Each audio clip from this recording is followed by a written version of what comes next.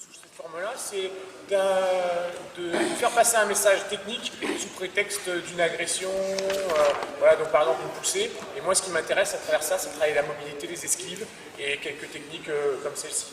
Donc ici, la première, j'esquivais comme ceci, ici, j'enroule et je viens projeter ici. Ketten Nage, d'accord. La deuxième ici, la même esquive sur le côté, j'avale la jambe et je m'engage ici, donc on vient ici, cisailler ici, là. Arrière, Irimi Nage. Après, on avait sur le côté, j'ai refait le E, on avait sur le côté ici, je me décale, je viens fixer, et donc la forme Taisho, Tenshi Nage. Ensuite, on a eu la forme Ude Kimenage, où je viens agir, on va tourner ici, on vient agir sur le coude, et je projette. Comme ça s'appelle Ude Kimenage, c'est une projection, c'est pour ça que je termine par la projection. Et la dernière, le Shionage comme on a vu hier, ici, je viens enrouler, le repère, rappelez-vous, c'est pom-pom, et je ferme, et à partir du moment où je suis bien placé, je viens proche de lui par contre, ne tournez pas loin, je viens proche de lui, on peut s'aider aussi avec un débuté de coude, et ici, le Shionage. Voilà. Et après, on passe à la suite. Donc là, ça c'était pour conclure le programme d'hier, mais ça nous permet de finir cet échauffement, finir l'échauffement et travailler aussi sur la mobilité. Ce qui est important, vous avez vu, si on essaie de le faire fluide, c'est d'être très mobile, très à l'aise sur ses déplacements. Souvent, on est un peu raide, un peu crispé, et ça passe beaucoup moins bien. Alors, à partir de là, on a plusieurs choses à travailler. On a des choses à partir des saisies. Donc ça va être aussi des systèmes de clés, hein, pas mal de systèmes de clés. Donc des choses à partir des saisies, et après, on travaille au sol. Donc on est dans le jiu-jitsu, le thème ce matin c'est jiu-jitsu, self-défense. Donc pour moi, le travail au sol, c'est j'ai amené mon partenaire au sol, comment je vais le contrôler, d'accord, finaliser l'action.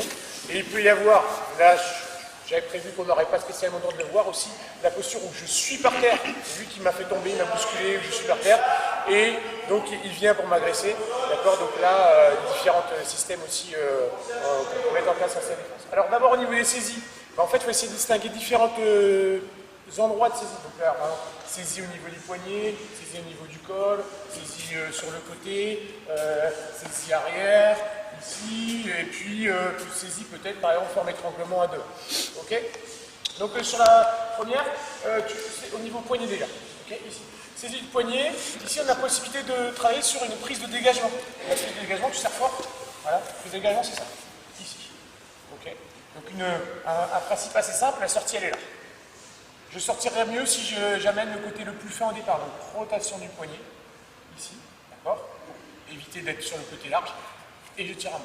Donc à partir de là, on peut travailler sur du retour aussi, ok, ou hop ici, et venir à la saisie, ça c'est pour la prise de dégagement, ok. De l'autre côté aussi, bien sûr, hop, je saisis, ici, bon. Ça marche. S'il me saisit avec l'autre main, ici, donc là une forme que j'aime bien, ici, c'est je viens verrouiller au niveau des doigts, et ici, je fais ce niveau. Ça va? D'accord. Donc quand il descend sur les appuis, c'est bon signe, ça veut dire que j'ai été efficace. Donc là, on est sur une clé de poignet. Ici. Là, ce qu'il faut, c'est que je fixe les doigts, parce que si je fais que ça, il va lâcher. D'accord. Ça me permet de me dégager aussi, hein. Ici. Ou de saisir, comme on a fait hier. D'accord. Donc là, si je fixe au niveau des mains, ici, là, j'agire le bas, et là, je suis sur une clé de poignet. Au niveau des mains, au niveau des doigts. On vient. J'en fais une fois? C'est justement. J'ai dit que j'aimais bien, alors j'aime bien, je refais. Ici, là, et là. Okay. Les deux, là, le dégagement, alors le dégagement, on va se faire plutôt ici. Hein. Okay. Quand on est sur le même côté, parce que ici, c'est moi là, non, change. Ici, par là, ça marche pas. Ça marcherait par là. C'est un petit peu plus compliqué, on a moins de force. Okay. Donc en général, on tourne. Donc soit pour saisir, soit pour faire.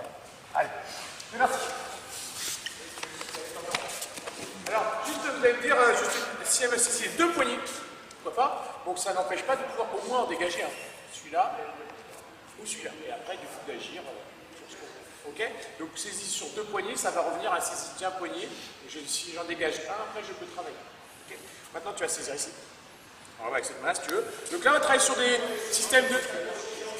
Des systèmes de clés de poignée, ok? Alors ce serait soit du côté Gaishi, soit du côté Mawashi. Ça, c'est côté Gaishi. Ici. D'accord? On va faire plutôt le côté Gaishi quand elle est croisée, et quand elle est décroisée, ici, plutôt le côté Mawashi. Ok? Alors, quand ça lâche, normalement le côté Gaishi, la forme fondamentale, tu lâches en même temps, ici ça va là. Ok?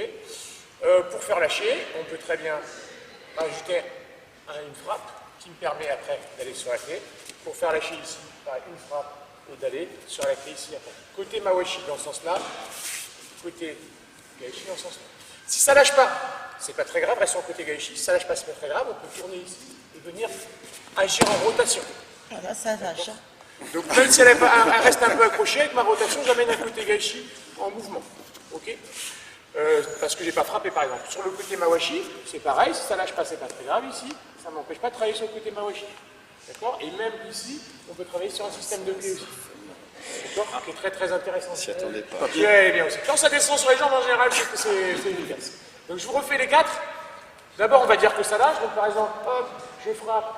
Le côté Gaishi, c'est un peu la forme fondamentale, c'est-à-dire la projection, elle est vers l'idée du Sotogari, toujours pareil ici. Le côté Mawashi ici, quand ça lâche, on est là. Alors on peut jeter un petit peu soit comme ça, mais ce qu'on fait souvent, c'est qu'on amène en agissant sur le coude. Okay, et si ça ne lâche pas ici, je vais faire le côté Gaishi pareil. Alors attention, il ne faut pas que je fasse de trop loin. L'idée quand même, c'est de me rapprocher de manière à ce qu'il y ait la flexion au niveau du coude. Et je tourne en amenant progressivement vers le sol. Et le côté Mawashi ici. Là, si ça reste là, je pourrais quand même agir un peu sur le coude, mais on peut aussi rajouter, ceux qui connaissent ici, cette forme-là. Vous avez vu, hein, l'idée c'est, je tourne dans un sens et après je retourne dans l'autre sens. Principe un petit peu d'essoré ici, mais c'est d'autant plus fort si je suis ici, c'est pas très fort. Alors que si je pèse un peu sur elle, vous avez vu, si ici, beaucoup plus efficace. Parce que là, avec mon torse, j'agis sur son poignet, sans forcer, beaucoup plus efficace. Ok? Allez, c'est parti. Elle a bien fait de venir. En place, après, il monte fort la main, ou en plus il pousse, on en profite, on tourne. Des formes qu'on connaît ici aussi, hein, ou des gatame. D'accord? Donc ça c'est assez connu, c'est dans les katas aussi.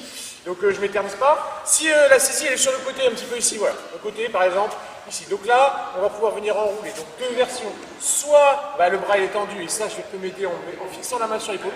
Donc là on est sur aussi un des gatame. D'accord? Donc là, le petit truc, c'est de venir verrouiller l'épaule, repousser son épaule pour que tendre le bras. Et en plus, ici, j'ai de la force, c'est-à-dire que quand je lève ma main, j'agis sur le coude. Ici. D'accord? Soit, ici, on remet la main ici, soit le bras va se fléchir. Donc là, on est en forme garami. Donc là, vous voyez, après, on peut faire plein de choses. On peut récupérer ici, rajouter du tenchinage, par exemple, rajouter ici au niveau du visage, mais on peut déjà le garder un petit peu. Et le déplacer ici. Donc on recommence. Lorsque la saisie est ici, soit ça fléchit. Voilà. Donc ça, c'est par exemple quand je fais en me rapprochant. Parce que si je me rapproche, d'accord, ça a tendance à fléchir. En enroulant, ici. Soit au contraire, je vais rester tendu, donc je ne vais pas trop me rapprocher. Et je vais repousser son épaule. Ici. Ok? Ces deux versions-là. Fléchi, tendu. Fléchi, garami, tendu, gatame. On va se mettre face à vous. Après, on peut partir sur des frappes, des projections, et un petit peu comme ça vient. Mais le gros principe à faire comprendre, c'est ça. Il pousse, fatalement, j'efface ici, et j'essaie de profiter. Par contre, il fixe, je ne peux pas aller par là. Donc, je vais tourner dans l'autre sens. D'accord? Et après, de l'autre côté, voilà, ici, donc tu pousses, tu fixes. Voilà, tu tournes ici. Le point commun, c'est quand je tourne, j'ai un bras qui va venir déjà en protection du corps s'il y a une frappe ou quoi que ce soit, et sinon aussi pour repousser un peu. Donc là, on va rajouter des frappes, ici ça peut être comme ça, comme vous voulez, et s'il fixe, ici c'est ce bras-là, ici, qui va venir se rapprocher. Ok? Frapper, hop, enchaîner. Après, derrière, on rajoute ce qu'on veut comme contenu. Okay? Là, dans la discussion que j'ai eue, on n'oublie pas toutes les techniques de judo qu'on sait faire. Hein. Moi, je vous montre des trucs, on est sur la partie jutsu. N'oubliez pas de la partie jutsu, il y a le judo aussi. Ouais, donc, moi, je ne le montre pas volontairement parce qu'on ne va pas tout faire, mais on peut partir sur toutes les techniques. Voilà. Du moment que la technique, elle se prête un petit peu à l'agression, par rapport aux déséquilibres qu'on crée, par rapport, etc. Donc, si on a créé du déséquilibre vers l'arrière, on va projeter vers l'arrière. Si ça crée du déséquilibre vers l'avant, si lui il est haut, on va passer dessous, etc., etc. Ok? Donc là, juste votre à deux, partenaire il est là, hop, il vient poser une main, soit il pousse, soit il fixe, d'accord? Voilà. Si je pousse, tu tournes du bon côté, et hop, tu fais demi-tour. Voilà, avec la main qui vient, qui veut chasser. Si je fixe, hop, tu tournes du bon côté, et non, c'est pas par là. Si je fixe, ici, voilà, d'accord? Donc, il faut d'abord, bien sûr, sentir quelle épaule, pousser, tirer. Ça vient assez facilement, mais bon, petit exercice. Allez, c'est parti. Là, on est sur une tentative de saisie, on a empêché la saisie, donc du coup, ça nous ouvre encore plein de portes sur plein d'autres choses. Si la saisie est installée, ici, c'est-à-dire qu'on passe à l'intérieur comme ça, c'est un peu compliqué. On peut venir sur l'extérieur comme ça, mais si, voilà, vous avez vu, ça ne marche pas forcément très bien. Par contre, s'il a plutôt les saisies bras fléchis ici, parce que justement il ne veut pas tendre ses bras, ou alors qu'il a empoigné l'école, là, intéressant de travailler sur la fermeture ici. Donc je travaille sur, c'est très simple, hein, je viens frapper à l'intérieur du coude, et ce qui me permet derrière, par exemple, de partir sur le sur la côté mawashi. D'accord? Ici encore, c'était super puissant. À un moment, je me suis cru trop fort. D'accord? Et ça permet de partir sur du côté mawashi. Après, on peut aussi en profiter. Donc là, s'il y a la place, c'est pas tendu. Hein. Tendu, c'est un petit peu différent. Parce que souvent, et je vais pas pouvoir me rapprocher, mais là, il y a la place pour travailler aussi sur du super à l'intérieur, pouvoir décrocher ici si c'est vraiment si la distance de combat est proche. Et on a donc ce système-là, hein, là, ici, voilà, derrière. D'accord? Coup de genou, c'est distance vraiment proche de combat, ici, et on peut à nouveau enchaîner sur des côtés mawashi. Okay? Quand je suis ici, je peux aussi enchaîner sur du côté gaishi. Ça marche? Donc là, juste pour vous, ici, là, on empoigne, vas-y, empoigne. Au niveau du revers, voilà, ici. Il y a un peu de flexion déjà au niveau du bras. Hop, j'amplifie. Je frappe, et je vais chercher un poignet. Okay? Il y a un petit peu de place ici en dessous. On peut travailler sur de l'hypercute. Okay. Il y a de la tension au niveau des bras. Ils vont me repousser, les coller au mur. Ici, hop, on pense qu'on peut facilement travailler sur le soutien. Allez. Tiens, s'il n'a pas de kimono, hein, on se présente l'idée qu'il n'a pas de kimono, mais j'ai projeté forme judo, je tiens au niveau du poignet, donc comme ceci, je l'ai amené comme ça, bon peu importe ici. Plusieurs contrôles en gardant le partenaire sur le dos. Okay. Alors, je vous passe les contrôles classiques judo, Jujigatame, les immobilisations, etc. Donc les immobilisations, il y a des fois des formes un petit peu plus jitsu pour éviter qu'il me frappe, qu'il me griffe, qu'il me morde, etc. Mais dans tout cas, toutes les immobilisations, les contrôles en clé, etc., vous connaissez bien évidemment, on peut les refaire. Donc là, si j'étais sur un côté gaishi par exemple, on va faire un côté gaishi osae. Osae, ça veut dire contrôle. D'accord? Donc là, je continue le côté gaishi, on a commencé par exemple de debout. Et pour éviter que si je fais ça, vous voyez, son coude il rentre, et donc là il n'y a pas de clé, je vais venir avec mon genou mettre la pression sur l'intérieur du coude, comme ceci. D'accord? Ça s'appelle côté gaishi osae. Je continue dans la forme du côté gaishi, je vais me mettre la main à plat ici, on va venir contrôler au niveau de la gorge, au niveau des selles, et on va venir écraser avec le genou. Ça ressemble à ce que vous avez fait hier. Sauf qu'on a écrasé avec la main. Là, ma main est contrôle ici, donc je vais venir écraser avec le genou. Ou du nobashi, qui n'est pas écrasement. Je ne vais pas les faire trop d'un coup, on va commencer par ces deux-là. Le côté gaishi, alors ça, on peut le faire comme ça, hop, ici. Par exemple, il m'a saisi, je frappe, et j'amène une projection ici. Donc là, naturellement, je continue la projection. Vous avez vu, je fais en sorte de bien rentrer son coude, parce que naturellement, quand il a mal son coude, enfin, sortir son coude, il rentre. Donc là, je fais en sorte de bien sortir son coude. Et je laisse de la place ici pour tourner. Là. Ici. Ou alors, la même direction, avec un contrôle là, vous avez vu, ça a tendance à lever un petit peu ici, c'est normal. Et j'ai comme ça. Ou du nobashi. Allez, à vous.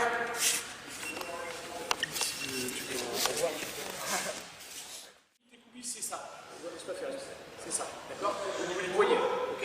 Donc là, je vais venir amener ici, poser sa main. Il ne faut pas l'amener trop vers l'épaule parce que là, vous avez vu, il y a plus d'écoubis. Plus je suis moi ici, mieux c'est. Donc, l'idée, c'est aussi de contrôler avec le genou pour pas qu'il puisse trop bouger. On contrôle au niveau des côtes ou des selles.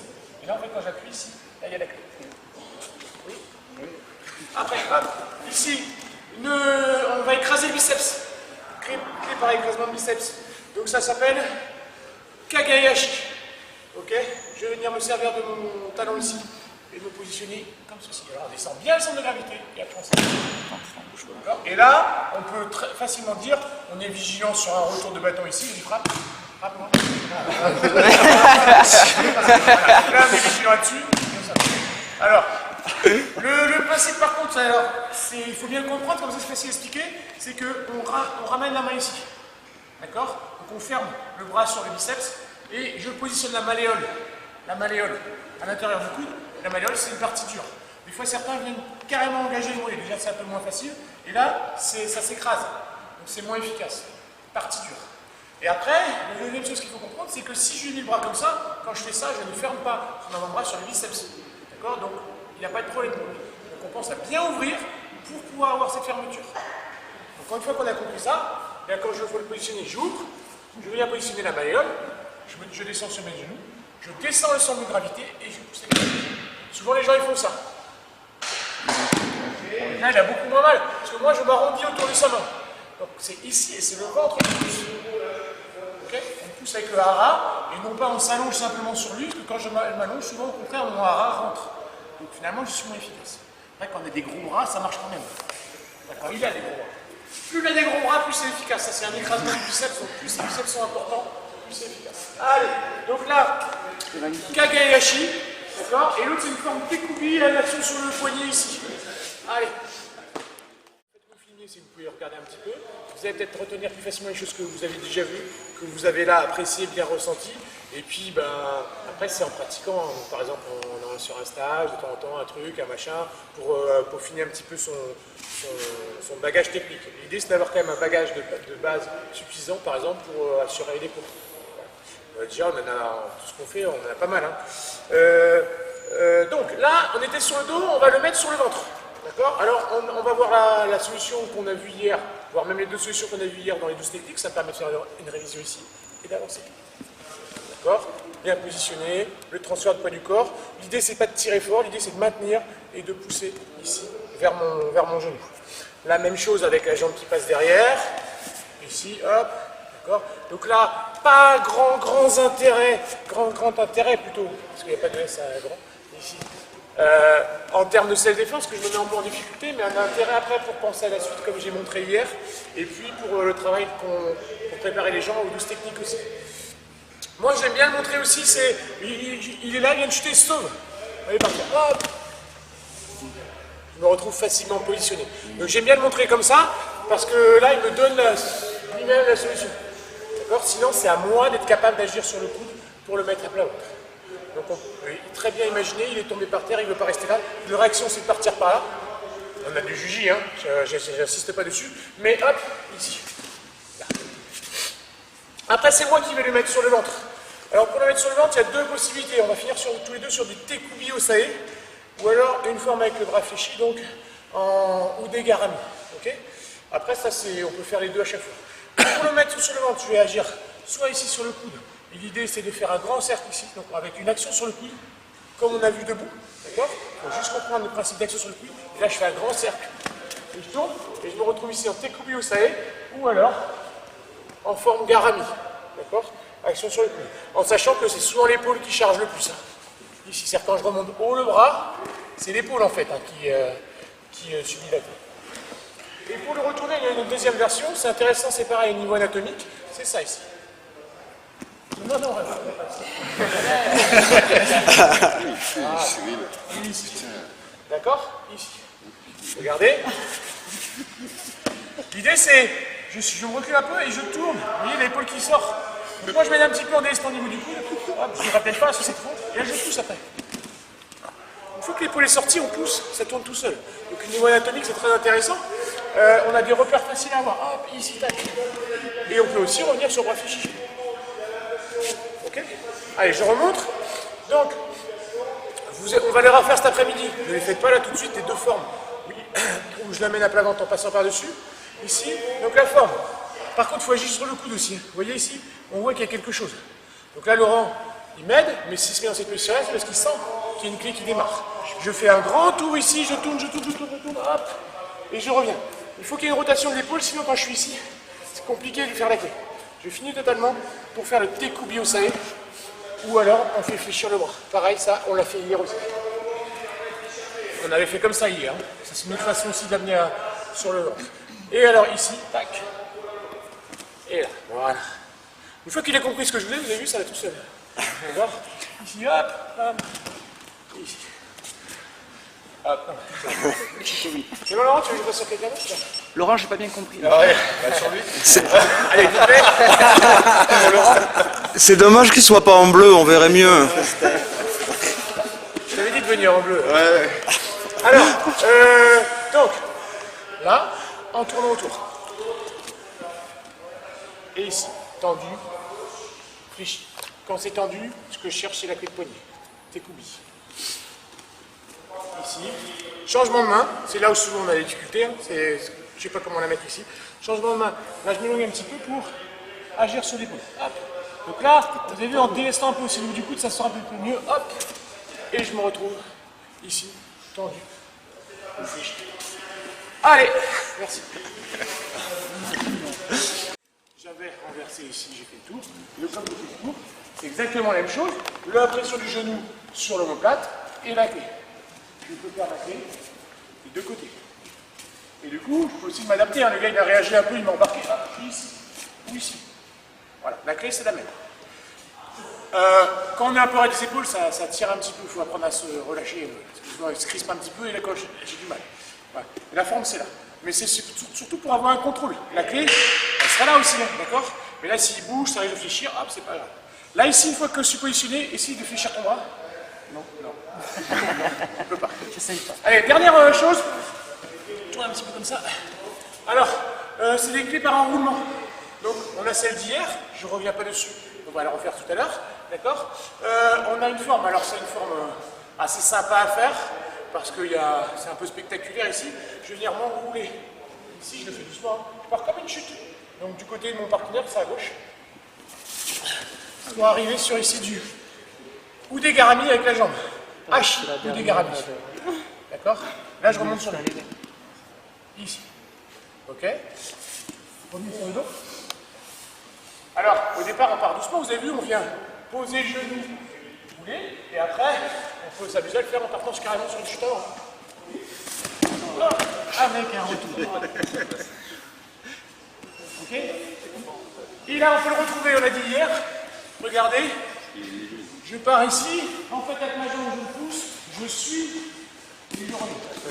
Ça, c'est intéressant parce que ça me permet de travailler la mobilité au sol déjà. D'accord? Qui me permet, ici, quand je suis là, si je reste sur le dos, c'est dur, alors que si je profite de lui et que je me mets ici, on appuie sur les fesses, on revient sur le. Non, juste les fesses, ici. Si je profite de l'élan et qu'en même temps je viens, voilà, me redresser un peu, je pivote sur mes fesses, ça tourne beaucoup plus vite. Et hop, je ramène la main ici et je suis sur mon hachis ou des garades. Voilà. Je vous propose. Et ces formes-là, je refais. La première, la dernière. Ici, quand je suis ici, là, je pousse. Des fois, c'est lui qui veut y aller. Hein. Je l'aide, c'est pas grave. Et là, hop, je appuie ici. Là, la main ici. Donc, cette forme-là, c'est l'enchute avant. Travaillez alors un petit peu, une ou deux minutes avec votre partenaire, pardon. Après, petite pause, on voit un coup, on passe à la suite. Je descends ici.